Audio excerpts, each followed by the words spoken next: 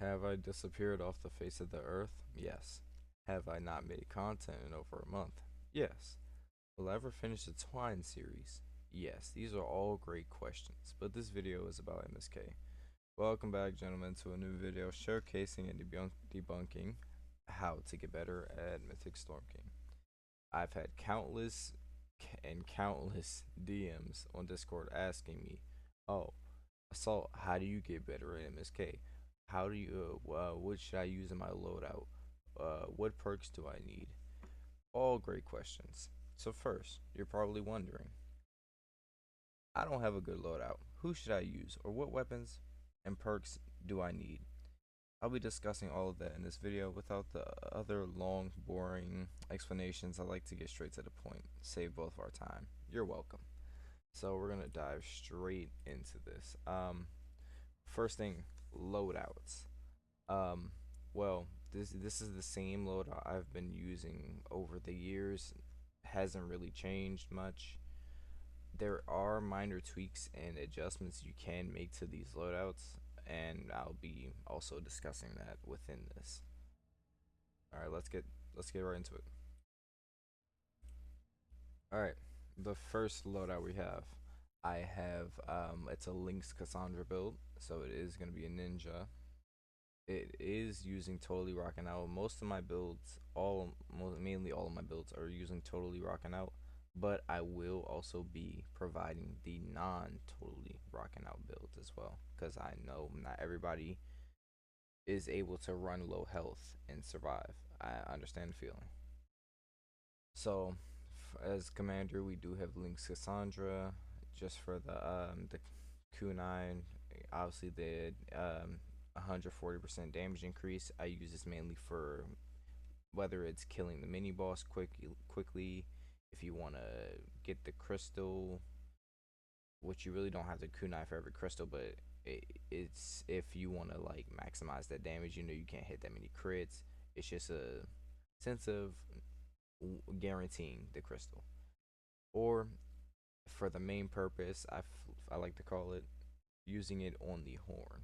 This is ultimately probably the best thing besides soldier that you can actually use for the Mythic Storm King's horn, because this will allow you to maximize your damage, hitting up to the maximum right now with no buffs is like 3241. With Warcry 4000, with Banshee it's gonna be 4000, with Gold Trooper it'll be 3725 with all of your stuff maxed. You can, well, that's with the specific melee I'm mainly referring to in this video, which is the Fury. Obviously there's other options like the Founder's Warhammer or Surround Pound, but we haven't got to that part yet. You're gonna want to pick up main stage Quinn as well. She's essential for this, so you can unlock your wafers. This is for the totally rocking out build. Keep in mind. You also have what's this? Guardian Penny. She increases your hardware critical rating by 17%. Pick her up. Or Guardian Bull works just as well. You can find him in the expansion heroes. Or it might be, hold on, let me double check that. Don't want to be wrong. You might be able to find, okay, you can find him in the heroes category right here in constructors.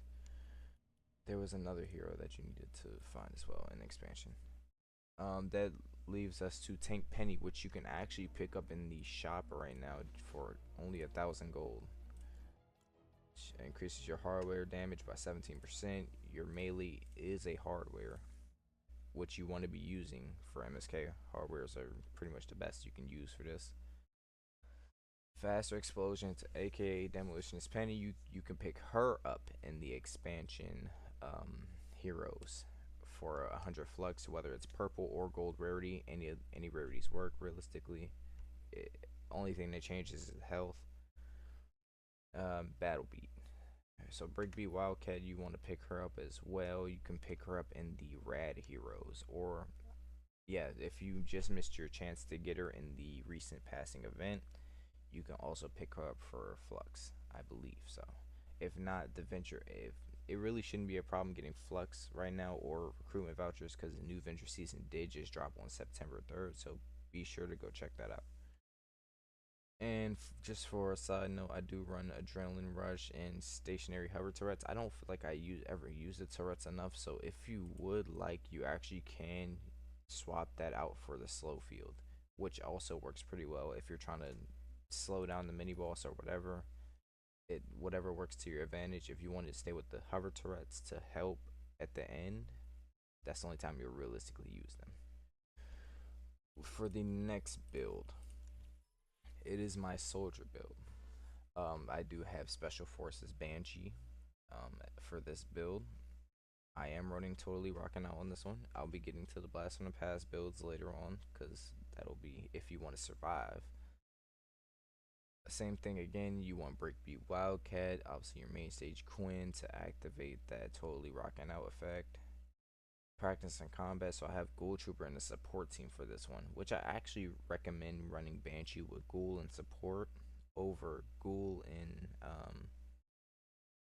Trooper in command and then Special Forces in your support. It just if you want to maximize your damage over time, then I would choose this route. If you want less damage but you want Warcry to last longer, you can switch out Banshee for Ghoul Trooper. Simple. It's vice versa. It works either way. I do have oh, you can also if you even feel comfortable without the extra 3 second duration of Ghoul Trooper, you can swap her out for Guardian Penny to get your extra crit rating. But I feel like it shouldn't matter too much because you're just constantly hitting it quick enough with the Warcry and the Wafer effect, so you'll hit a crit eventually. I feel like I've never had problems with ever soloing a horn with Soldier, so that shouldn't even be a problem. Tank Penny and then Demolitionist Penny, and obviously I have the Adrenaline Rush and Slow Field for the gadgets. It's always gonna stay the same pretty much. It rarely changes. All right. To keep in mind, I don't really have. I have like 11 hero loadouts, so I have to keep constantly changing these. I do have multiple loadouts I use outside of this, so excuse me for. I gotta keep changing these loadouts. I mean, midway. So this is the first Blast from the Past build. So for all those people that don't run totally rocking out but want to survive longer, this is probably for you. So I this is the ninja variant. I do have a soldier variant as well coming up shortly, but this is Link's Cassandra for command. I do have prehistoric Izza for support, and I also have I forgot her name, Parasaur Jess, Demolitionist Penny, Tank Penny, and Guardian Penny. Remember, they can be swapped out for Guardian Bull. If you do want to make some minor adjustments, if you feel like you don't need the extra crit rating per se, you want just more damage in the long run, you can switch to either Skull Trooper Jonesy could be a good variant. I know forgive me for the name, Extraterrestrial Rio could be also a good variant for swapping. She increases your energy damage by 20% while shields are at least 50% full. This will help you in the end stage when you have the. I do recommend using the atomizers in advance, by the way, before I get to that. This is why I'm saying Extraterrestrial Rio. They're the atomizers, as we all know, are locked to energy. So this will actually help you in the long run because she's in the support, increasing your damage by 20%. It's just that little extra damage boost. If you feel like you want that instead, feel free, be my guest. That also works. You could also oh that's for the other build. Okay. I do want to put an honorable mention as well. I could have said that. If you also want to do the same thing for a totally rocking out build, what I actually recommend putting in there, you could put Chaos Agent. There is another hero I wanted to mention. Obviously, it could be the Extraterrestrial Rio as well. but there was another hero that I did want to mention that could work well with this. I believe it was it is a pirate hero. It's Sea Fog, but I can't quite get the name off the tongue. It is. I know it's. I know I have him. One second.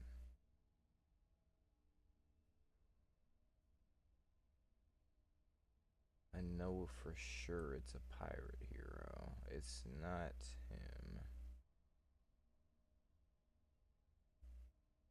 Okay, we do not have him. I believe I have gotten rid of him. But I know for certain he also helps. Freebooter Ken, there he is. You can pick him up for a recruitment voucher if you do not have him. He your smoke bomb restores your shields to full health. He's actually useful somewhat if you feel like in this build this build right here, or just any build. If you feel, no, not any build, any build that has shield.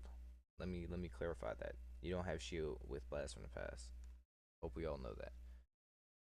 You can swap her out for any of those heroes I just named. That's if you feel like you don't need it, especially if you're running totally rocking out, because you have a wafer to increase your crit rating. So if you feel like you want more damage over crit, go ahead. Be my guest. All right, the second Blast from the Past build. I know I mentioned earlier about the Ghoul Trooper swap, so I will be talking about that in just a moment. So this is the Blast from the Past build for Special Forces Banshee. I do have Prehistoric Izza again, as well as Parasaur Jess, Demolitionist Penny, Tank Penny, and I did swap out Guardian Penny or Guardian Bull for Ghoul Trooper. The reason being, I rather actually continue the war cry just for a few extra seconds, just to get them last few hits of damage in. I feel like as long as this is more like a support build, if anything. I feel like this is Blast from the Past was always meant to be like sort of a support, so this isn't meant for really soloing the horn, but this is more so for support. If y'all get what I mean. So just keep in mind, I don't recommend w- soloing with the Blast from the Past builds. Is it possible? Yes. Have I done it? Yes. But that doesn't mean it'll be a consistent thing. I've failed multiple times attempting to do that. Just letting y'all know. But these are all pretty decent builds that you can use for the Mythic Storm King anytime, and I promise you they'll work out. Whichever one you pick, as long as you as long as you're good at using it, I promise you it'll work out for you. All right, listen up. First things first, to the perk section. All automatically. Let's start off with this one because I know a lot of people mess up on this one. Your Storm King's Fury. Please, for the love of God, for my sake and sanity, make sure your Fury is Bright Core. If you have a Sunbeam Fury, throw it away right now. I'm so serious. Put it in the collection book, take it back out, make it Bright Core. If you don't have this stuff, make it work. You are slowing you're actually slowing your Fury down by putting it to Sunbeam, and you're making it less effective. Seeing as though your attack speed is actually slower with Sunbeam and it's actually quicker with Bright Core, your durability is longer as well, and you do more damage. Please make your hardwares Bright Core. You can find that right here. Make it Bright Core. For your perks, if you're running non-totally rocking out, keep in mind, non-totally rocking out, the team perk. You want to have crit damage, critical rating, physical, attack speed, crit damage. Simple as that. If you are running totally rocking out, for my sweats out there, you have This is the totally rocking out version. It's literally just swapping out one thing, and that's an extra crit damage. It's crit damage, physical attack speed, crit damage. You're running triple crit. Same thing, always bright core. Now, for your surround pound, for my surround pound people out there that don't have mythics yet, crit damage, critical rating, attack speed, crit damage, physical. Same as the non totally rocking out fury. It's literally that simple.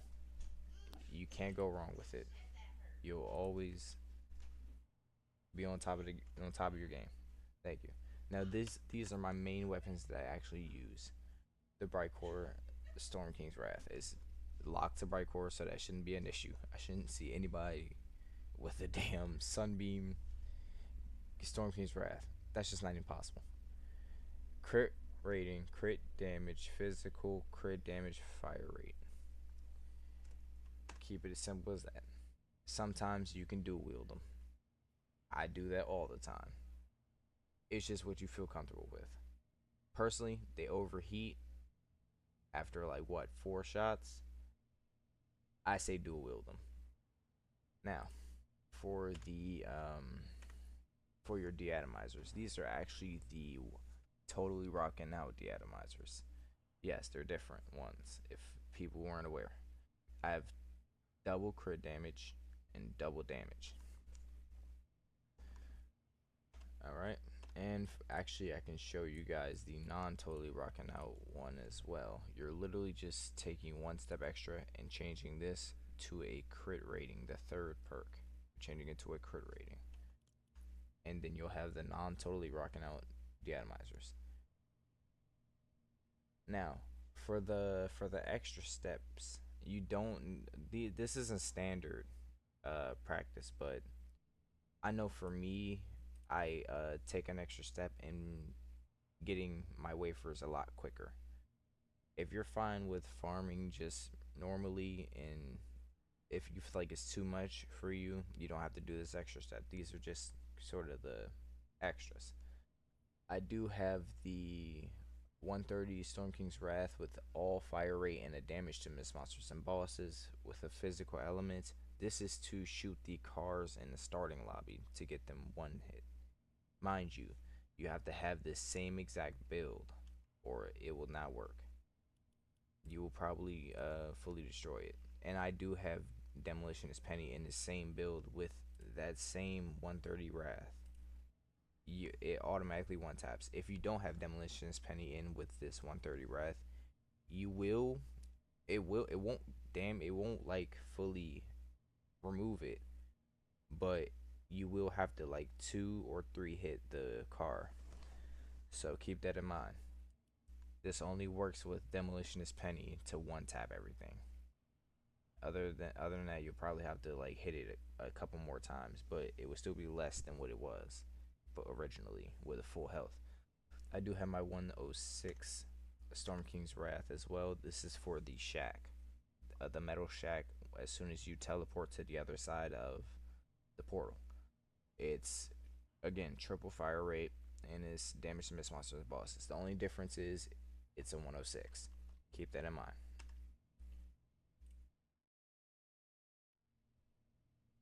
Now, honorable mention to the pod shot.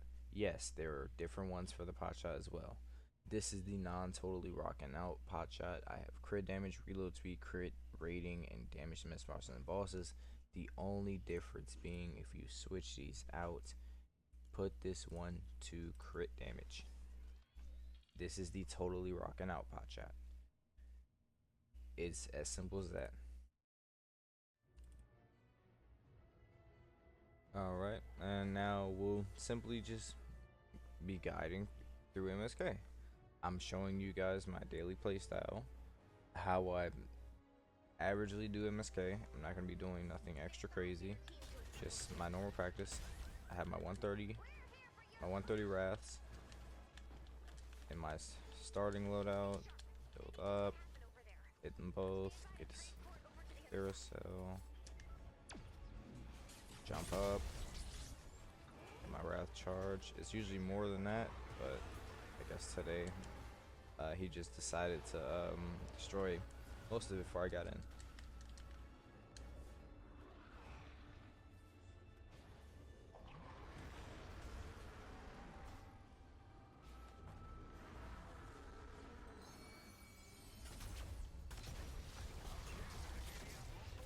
This is why I say I recommend dual wielding. See, as my Wrath was about to overheat, I quickly just switched.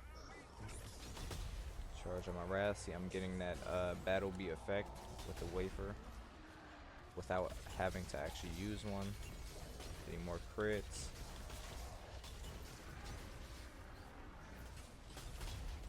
Watch out for that rock. See, yeah, sometimes your Wrath breaks in game and it's like literally the most painful thing ever. So that's why I always have a third one crafted. Just swap it out.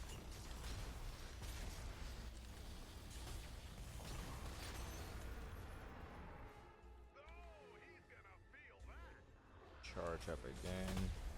Get all these enemies. Get that totally rocking out effect again.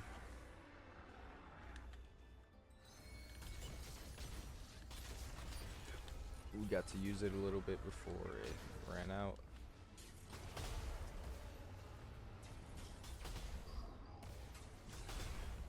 Just try to target anything on the ground quickly. You don't want to spend too much time doing it.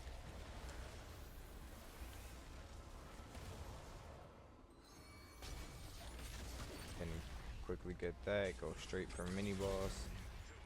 Just trying to get that wafer effect real quickly. Boom, boom, boom. Slow field them. Hero beam. You also want to make sure your audio is definitely working. Audio is a big thing in here.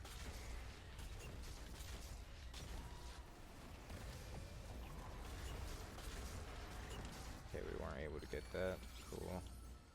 Make sure when you're on your last, you're at least 2 up, so you're ready to just build up. Instead of building from the ground, it's actually way easier.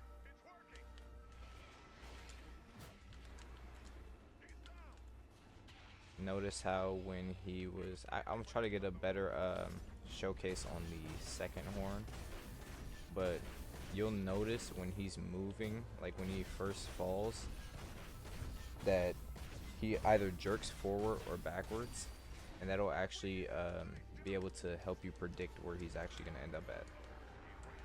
I'll showcase it better on the second horn. For explanation purposes, it's pretty straightforward. If he falls forward, he's gonna end up forward. If he leans back when you pops him, he's simply gonna fall back. You can either look at his hands or his like upper body. It'll always tell you where he's gonna end up at.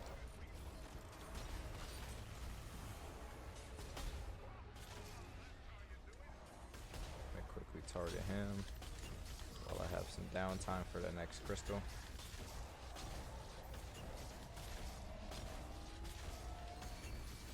Target the crystal now. He's gonna slap, pick it back, charge up. He's probably gonna laser now. Gotta get away from him. Okay, it's a rock throw.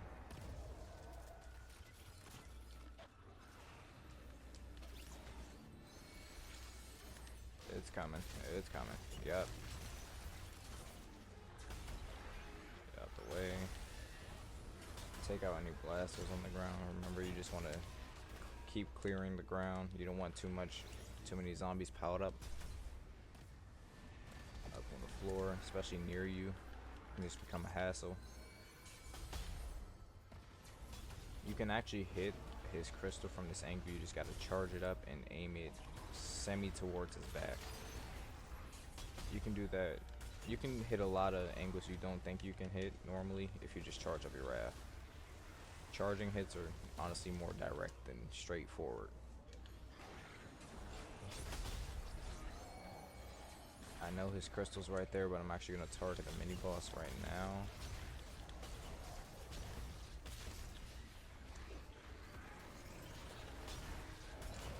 Just because I know I'm getting closer to the ending. I know for sure I'm not going to pass this attempt first try. But that's okay because it's just a demonstration. I do have only one wafer, so unless I get directly at that horn when it falls, I will not be getting it. Okay, he's going backwards. See that? He's falling backwards. He jerked backwards when he first fell. I will attempt to get this. Not sure what will happen though. Yeah, I missed that one hit. I might get it. No crits. Okay, we actually ended up getting it. This part, pretty simple. The atomizers. I like to dual wield. I wait till he usually resets to kunai. I would have wafers at this point, but I don't have any to use at the moment, so we're just gonna kind of freestyle this. Gonna reset. I do build up like that really quickly just to get off the ground.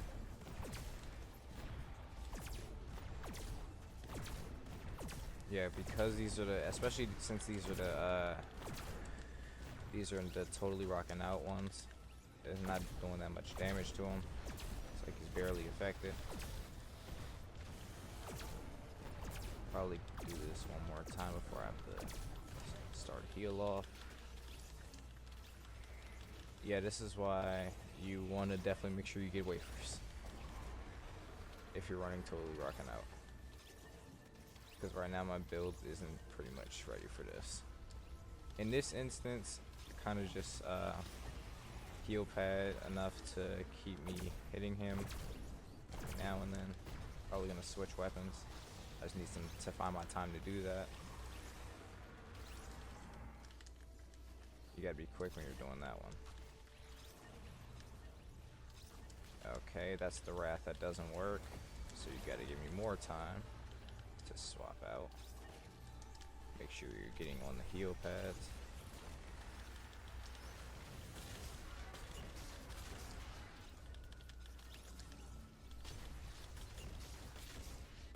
We got it, chat.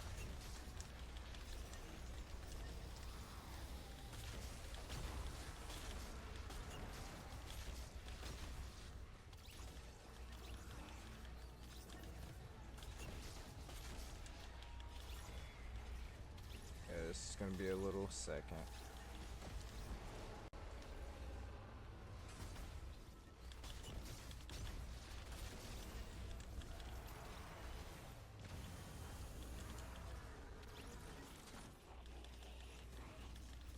Gotta craft ammo. Would it be easier to use pot shots? Yes. Do we really want to craft those? Not really.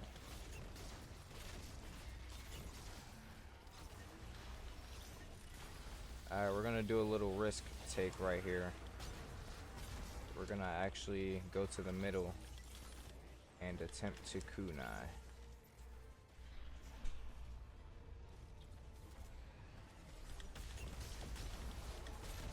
There we go, just like that. With only 3 wafers too. Surprised we caught that on camera, and it was during a tutorial video. Well, I hope you guys enjoyed that little guide to completing MSK. I will be doing a part 2 to this, doing the Blast from the Past showcasing the Blast from the Past builds as well. Without further ado, I'm gonna end this part 1 right here. Comment down below if you have any questions. DM me. Feel free to. Thank you guys.